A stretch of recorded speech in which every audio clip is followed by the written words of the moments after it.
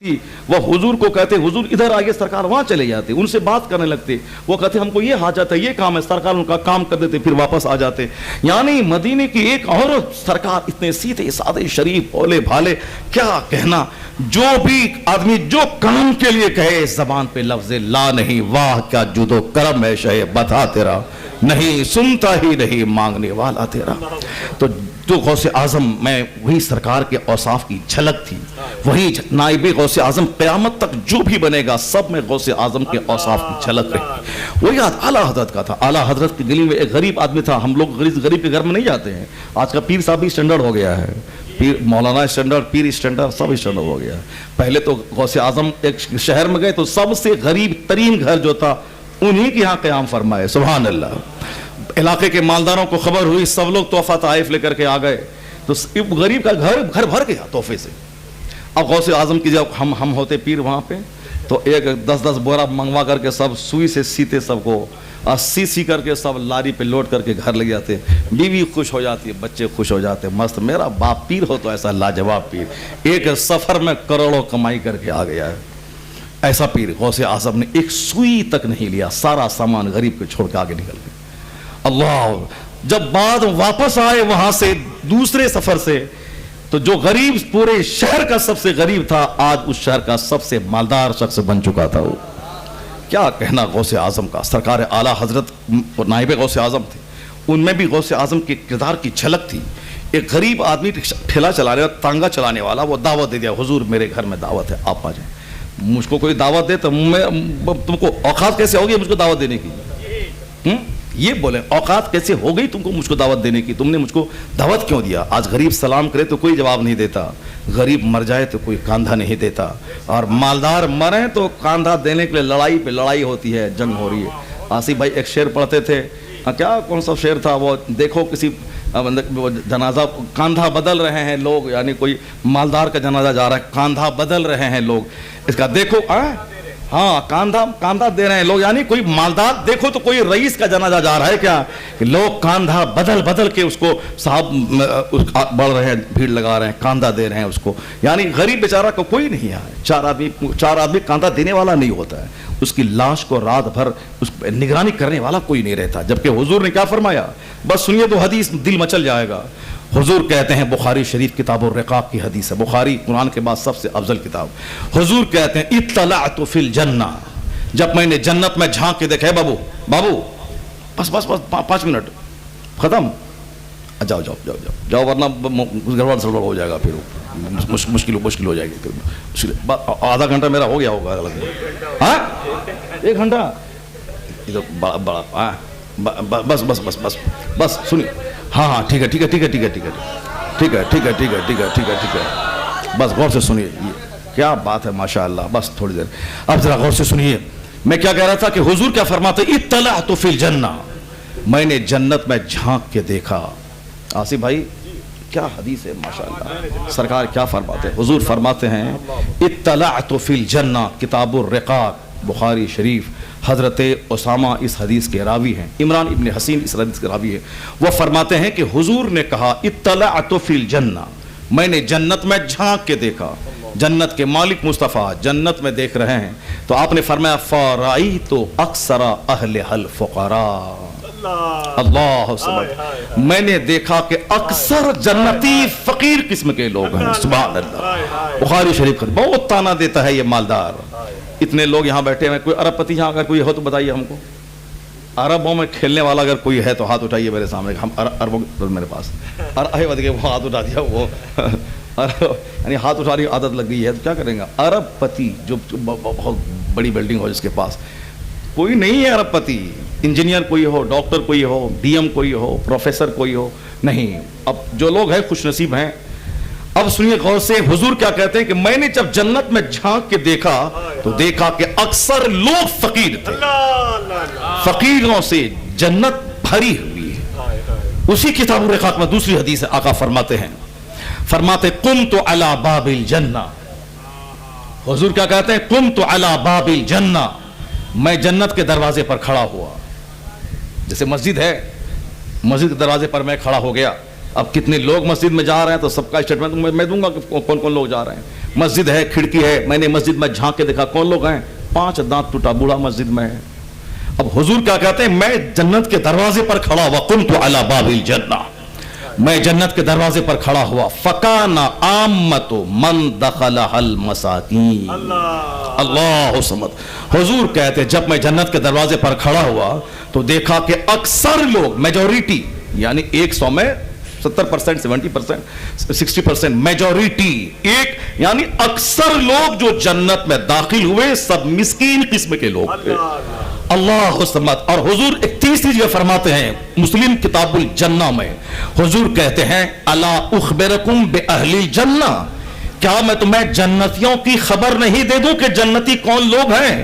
حضور فرماتے ہیں کل ضعیف متضعف لو اقسم علی اللہ لابرہ, یعنی ہر کمزور جسے لوگ دنیاوی دولت نہ ہونے کی وجہ سے حقیر سمجھتے ہیں, ایسے لوگ جنتی, اور اگر اللہ کے نزدیک ان کا اتنا بڑا مقام ہے کہ وہ غریب اگر قسم کھا لے تو اللہ ان کی قسمیں پوری کر دیتا ہے.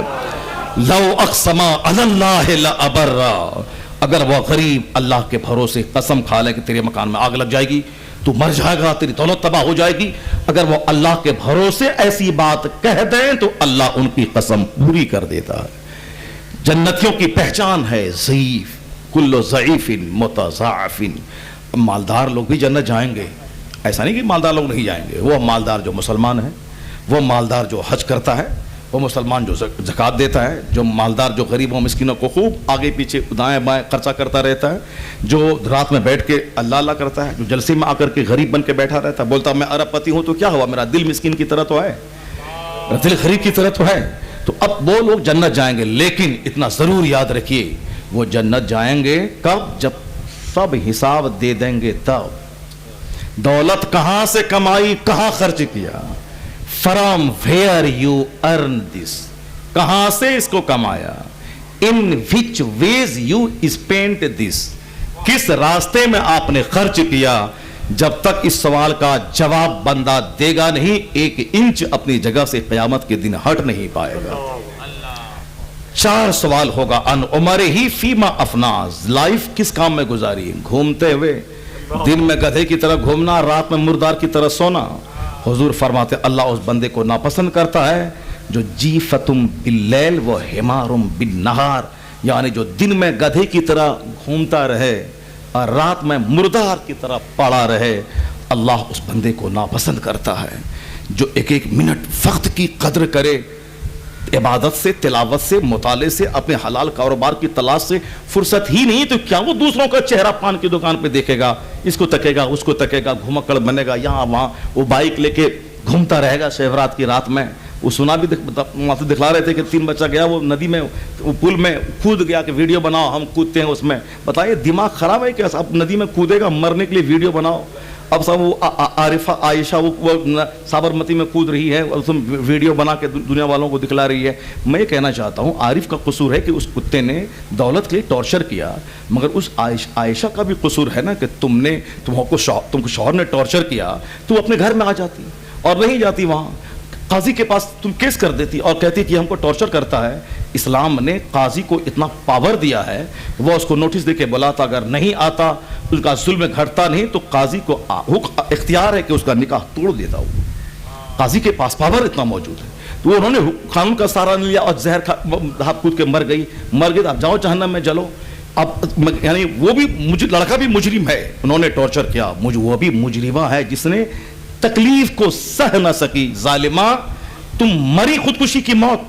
سیدہ فاطمہ کو یاد کر لیتی جو اپنے ہاتھ سے چکی پیستی تھی, گٹے پڑ گئے تھے, جو اپنے بال بچوں کے کپڑے صاف کرتی تھی, مولا علی کو کھانا کھلاتی تھی, 3 دن کا فاقہ گھر میں تھا, 10 دن تک چولہے میں آگ نہیں سلگتی تھی.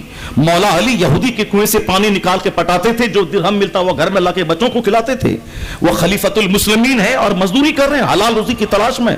اللہ گھر میں فاقے پہ فاقہ ہے, مصطفیٰ کی بیٹی ہے, کونین کی شہزادی, جنت کی ساری عورتوں کی سردار, फिर भी कोई शिकवा नहीं कि मेरे हाथ में गट्टे क्यों पड़ गए, मेरे कपड़े क्यों मैले हैं झाड़ू लगाते लगाते। नहीं, फिर भी फराइज़ व वाजिबात की अदायगी के बाद रात में जब खड़ी होती एक सजदे में सहर हो जाती थी और कहती थी, इलाही एक लंबी रात पैदा कर के महबूब के बेटी दिल खोल के सजदा कर सके। काश मेरी बेटी सैयदा फातिमा के सब्र उनकी जिंदगी को पढ़ ली होती तो वो हीरोइन की तरह मोबाइल साहब वीडियो बना करके खुदकुशी नहीं करती। खुदकुशी करके बहुत बड़ा कमाल नहीं किया। सब्र करना कमाल है, खुदकुशी करना कमाल नहीं, सब्र करना कमाल है। और साबिर के साथ दुनिया साथ न दे इन्नल्लाह मअस साबिरीन, अल्लाह सब्र करने वालों के साथ होता है। दुनिया में दोनों स्टैंडर्ड मेरे सामने मौजूद हैं। सामने वाला शौहर हजार जुल्म करे, हजार अत्याचार करे, बीवी अगर सब्र करती है तो शौहर जाएगा जहन्नम में, लेकिन ये नर्स की तरह उसकी अगर खिदमत करती रही, उसके पांव दबाने के बदले जहाद का सवाब मिलेगा, कपड़ा धोने के बदले जहाद का सवाब मिलेगा, उसके बच्चों को दूध पिलाने के बदले में हर धार के बदले अजर मिलेगा। यानी जब ये मरेगी तो जन्नत की सारी बहारें इसका इस्तेमाल करेंगी। सब्र तो कर ले। शौहर अगर शराबी अय्याश पापी है तो उसका जुर्म उसके साथ है, न तू सब्र कर। अगर सब्र करेगी मुमकिन है कि तेरा सब्र उसके गुरूर को तोड़कर उसे भी मौला अलीम का गुलाम बना दे।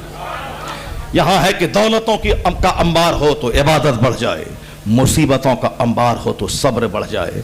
अगर दौलत है शुक्र बढ़ गया तो दौलत में इजाफा होगा, मुसीबत आई सब्र बढ़ गया तो अल्लाह कहता इन्नमा युवफ़्फ़स साबिरून अजरहुम बिगैर हिसाब।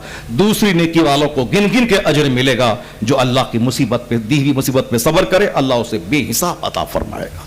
दुनिया में खुदकुशी के लिए कोई जगह नहीं, सिर्फ सब्र करना। अब कम से कम हिंदुस्तान के मुसलमान यह तय कर लें कि जो हमने हिंदुआना रस्म अपने घर में नाफिज कर दिया है, जिसकी वजह से घर घर तबाह हो रहा है, एक आरिफ एक आयशा, क्या हर घर में आरिफ हर घर में आयशा है। कम से कम इतना तो कसम खा लें कि लड़की दिखाने के नाम पे जो लड़की के बाप के जज्बात से खेला जाता है, हम गए वहाँ सेब संतरा अंगूर बिरयानी ये वो सब तैयार किया, लड़की को देखा वहाँ से आए बोला ना लड़की पसंद नहीं है। ये बताओ उस बाप पे क्या गुजरेगा जिस बाप ने अपनी बेटी के लिए 50 घर मेहमान को देख चुके हो, शादी का एक पूरा खर्चा दिखाने में खर्च हो गया हो, गया देखा खाया पिया हमको पसंद नहीं है, बदतमीज।